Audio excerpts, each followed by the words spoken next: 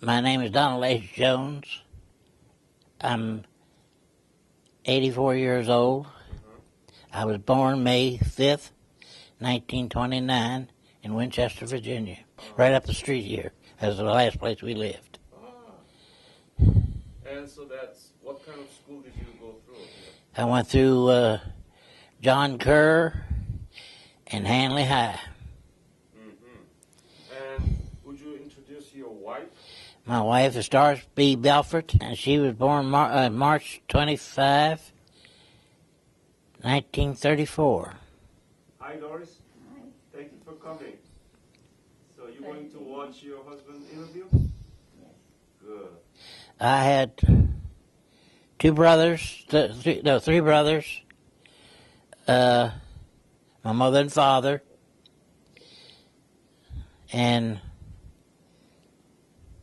I had, of course, had some siblings off of them. My brothers. I have no sisters. No sisters. No sisters. Were you the eldest? No, I'm the in between. There's two of us in between. There's seven years difference between my oldest brother and my next older than I am. There's 14 years between me and the oldest one. There's only 5 years between me and the youngest one. So what were you doing around the time that the Korean War broke out? I was working at the ABAX company here in Winchester. ABEX? Yes. What is that? It's we made brake lining for automobiles and trucks and airplanes, and we made it. When did you join the Army? You were Army, right? Infantryman. I was drafted When were you drafted? 1950, December the 12th. That's right. December 12th? Uh-huh. You came back and worked at the brake ship. And so that you knew that there was Korean War broke out? Yes, I knew that I knew that when I was drafted that there was a Korean War. Did you have any knowledge about Korea or Asia at the time? No. You didn't learn from high school about Asia? Just a little bit, not a whole lot. That seems to be the case. Most of the Korean War veterans, 99%, they told me that they never heard about anything on Korea. No, as far as Korea, no, we never heard nothing about it. Mostly, what we heard was Japan. What do they say about Japan? Well, the only thing we learned about Japan was that they came in on us during World War II, and they could have taken the United States at that time if they had used their heads. And they did not come any further than Pearl Harbor. We just called them, they were foreigners to us. And that's the way we treated them, as foreigners. So, did you know that you might end up in Korea and fighting there? No. Because I went in the service when I was drafted, when we called in to go to basic training. I went with 5 other people from here in Winchester. Your friends? 3 of them was. And we all got separated, all went separate ways. I went to Fort Meade in Maryland and left there and went to Fort Jackson, South Carolina. From there, I went to Seattle, Washington to be put on a boat, one stacker, all the way across the Pacific to Japan, where we trained in Japan again. Did you know that you were going to be dispatched to Korea? Yeah, we knew then. When did you know? When I received my orders to go on leave for 30 days and to report to Seattle, Washington, I knew I was going from there to Japan, and which would eventually end up in Korea. How was your reaction when you first know that you're going to go fight in the country that you never heard of before? I don't know. It was a different experience to me, which I guess was to everybody. And I more or less wondered in my mind what am I getting into, Right. but I didn't know. So we got from Japan to Korea at Busan, unloaded off the ship onto landing barges and went in Busan. And the funny part about Busan, I remember the very first thing was these trucks were lined up on the dock, all backing towards the water. And here was a whole bunch of people on the dock. Well, I couldn't imagine what the world is people doing there when in this country's in war. But then I realized Were they Koreans or the they were Koreans. Uh-huh. They were going in the water to get the potatoes that the trucks were dumping in the water. You dumped the potato into the water? Our trucks, our company, the Americans, did dump potatoes into the water, You mean the sea or the water? Just the sea. sea. And so why do they dump the potato into the sea? They were getting on the rotten stage. And once they get on that side, that close to rottenness, they're discarded. Oh, so you always like dumping the waste of Yeah. the wasted potato, and Koreans were eager to pick those. Oh yes, they were hungry for food, so they went after them. What did you think about that? I was amazed that how they had no mask on their face, no pipe sticking out their mouth, and they went down in the water.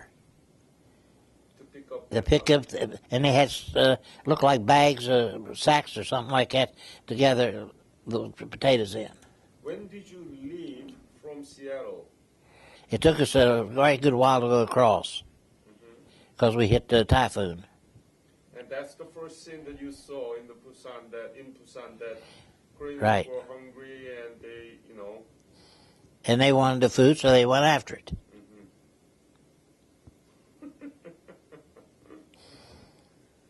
What happened to you after that? We loaded on to trucks and was trucked from Busan to Seoul. At Seoul, we unloaded, and we marched and maneuvered all the way up to the 38th parallel. How was Seoul?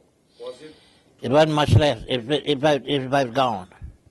The only thing that we saw that a building that could be used was a train station. Train station? It was about Oh, a government building. Well, there might have been a couple more buildings because the Army had a warehouse there that they stored the clothing in that we needed. And then But what was your specialty in? At that time, I was a mortar operator. What does that mean? It means I set up the 60 millimeter mortars and fired them. They had me the ammo, and I fired them. And I set it up. But then, Did you learn that skill during the basic military training? yes, not in the United States. I learned it in Japan. Oh, you learned it in Japan. That's when I found out I was a Mormon. Then they found out that I was right fast on my feet at running, that they decided I'd be better as a radio operator than I would as a Mormon. So you were fast. So I was a operator. Yes, I was fast. And because I only weighed about 130 pounds if I weighed that much. And So you were very strong at the time. I considered myself, yes. Good. And I remember one time in Korea that we went on patrol. Where was it, in Seoul or 38th? We were up on the 38th parallel, then the Kumwa Valley, right at the railroad tracks. In fact, we used the railroad tracks to put their heavy weapons underneath of it so that the MiGs couldn't get to them. I see. And we went up to replace the first calf, which it pretty well got wiped out, and we became the 25th Division, 34th Regiment, Company K. And then Okay. Company K, And that's where in Kumwa Valley? Coolmouth Valley. Okay. My first duty was to lay telephone wire. How long? Do you remember?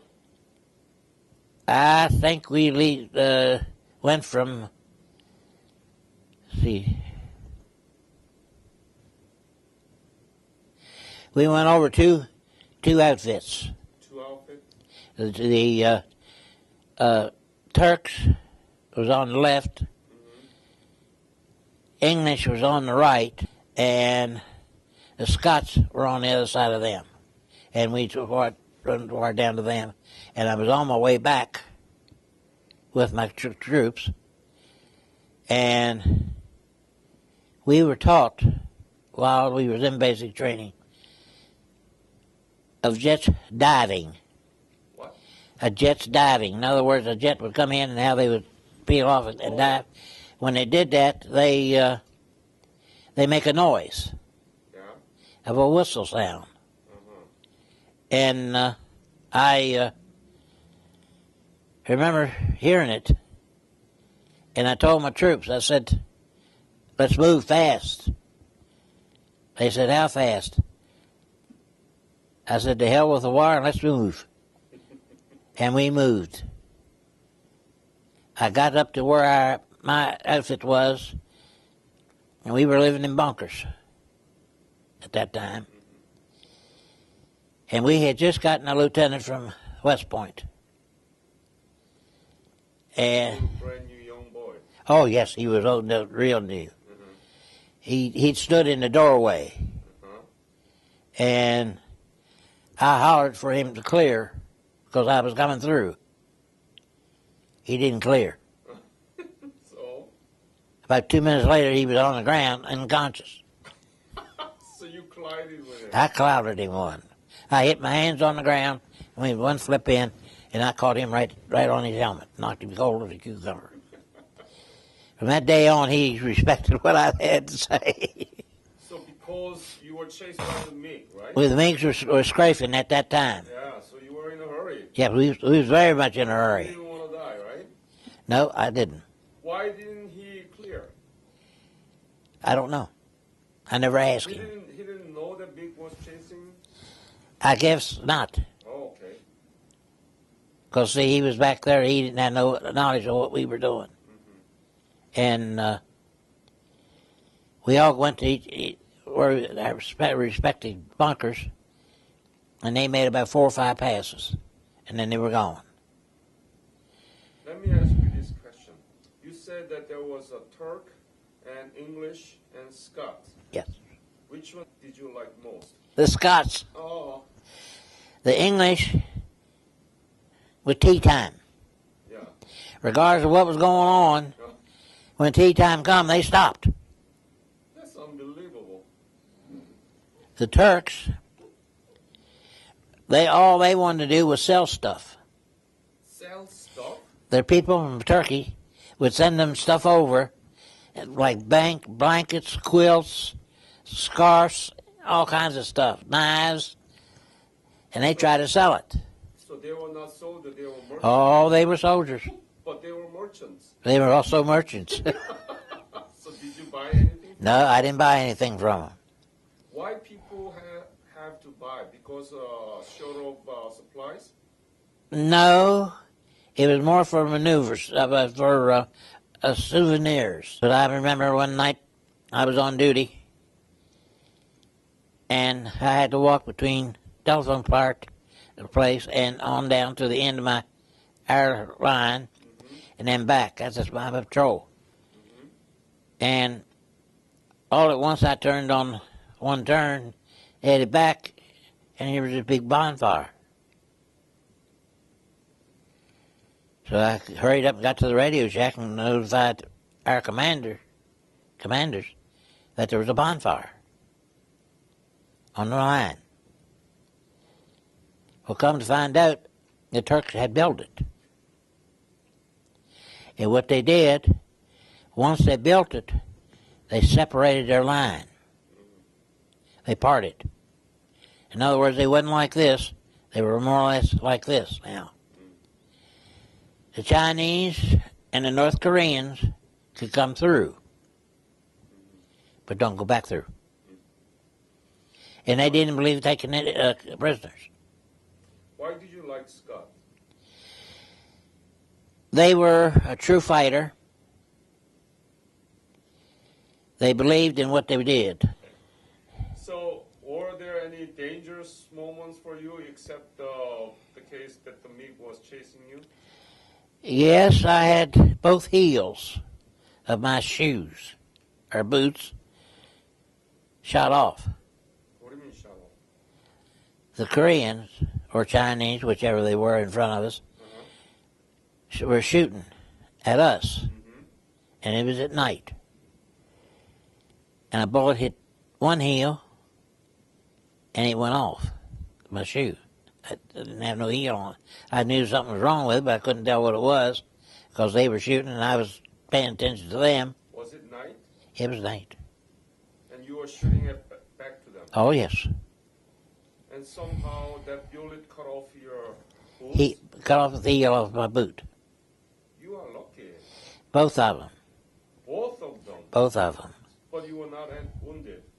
No. The good Lord was with me. One time, we were told to take a hill and find out what was on it. So we went out and went down and went across these rice paddies, went up this little hill, got about halfway up, and hell broke loose. The enemy was North Korean or Chinese? We never knew what. Huh? We didn't know which ones. Oh, you didn't? Not until night. Why?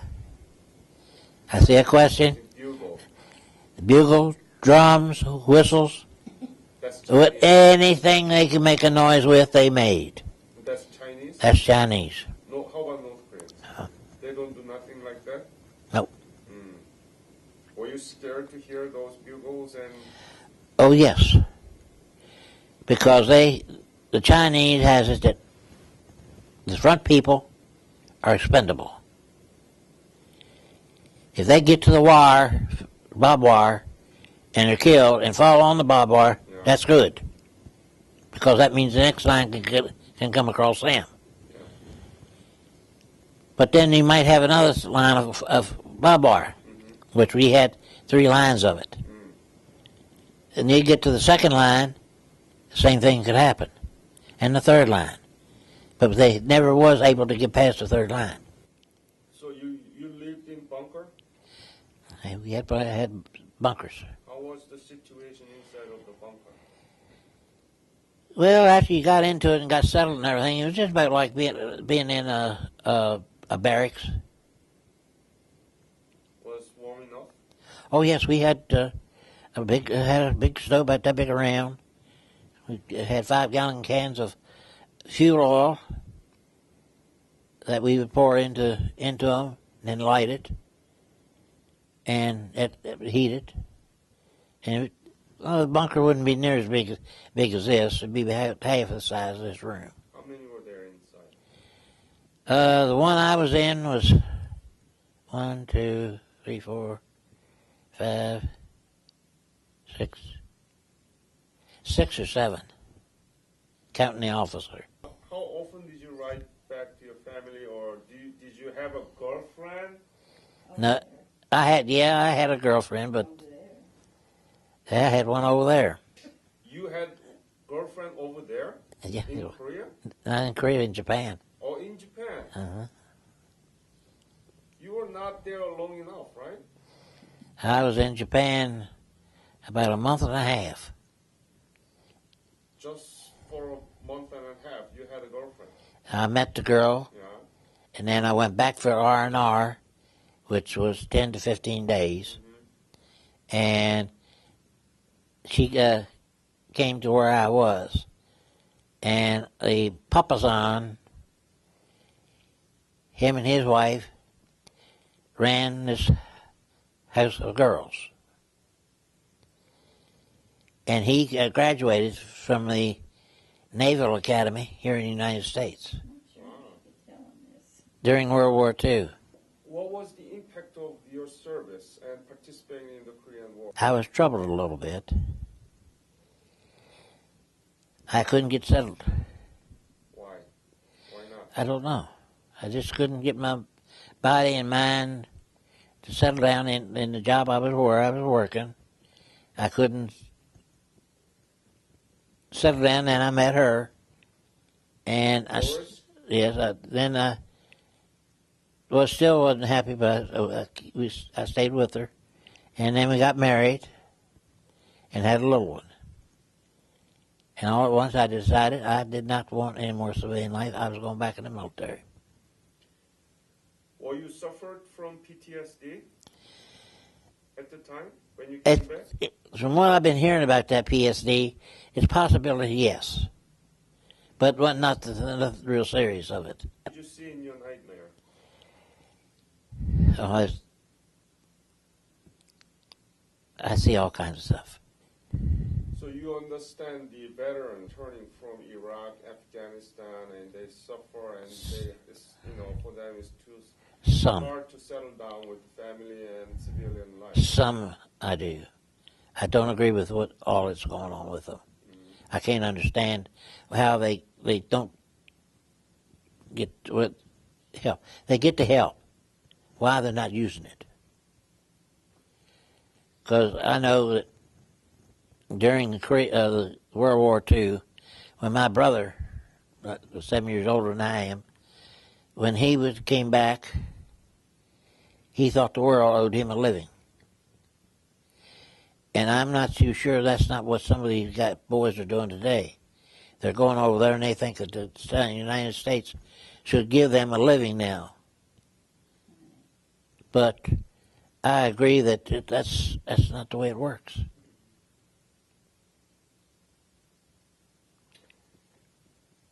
Do you regret that you were dragged into the war? No. Why not? I feel I've done something for my country. I fought for peace. I fought for freedom. And I still do believe in that. Have you been back to Korea? No, and I wish I could go back. You wish. Yeah, you know that there is a revisit program. Oh, yes. But you got to have the money to go and come back. You pay half of international airfare. We're on a very tight budget. Okay. Well, no, that we're not able. And our health, Our health's not up to it. it would have to be a place where I could go, be able to go to a bathroom in an instant. Everybody's gonna know that, don't they? I see. What do you think the legacy of the Korean War and the Korean War veterans?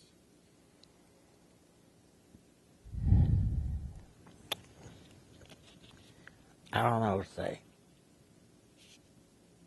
Korea is now A super city. I understand. yeah. Oh, I hear a lot about the new Korea.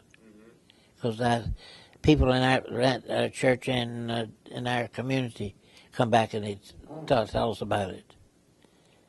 And they, of course, have it on television, too, showing the pictures of of Korea. And when I see it, I just can't believe it. That's Korea. Especially South Korea.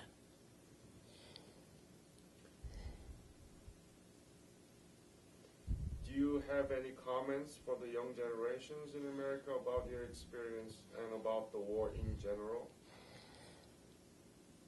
I would tell them, don't be afraid to be in the service.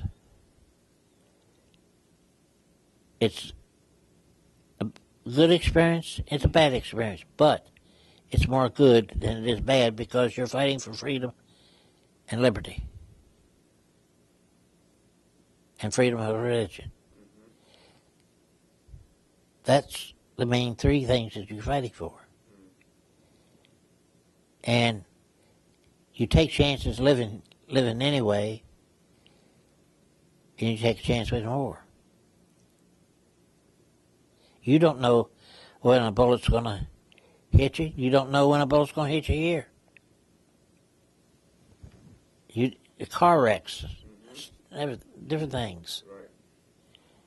But I say they should. I think that every young man should have at least 2 years of military time. I want to thank you, and I will present the Certificate of Ambassador for Peace. This is from Ministry of Patriots and Veterans Affairs of Republic of Korea, the Minister Sun Chun, and the Korean Veterans Association General Park Se-hwan. And I wrote your name in Korean as it pronounced, Donald Johns. Here, that's the Korean. Well, certainly thank you. Yeah, could you show that to camera so that people can see?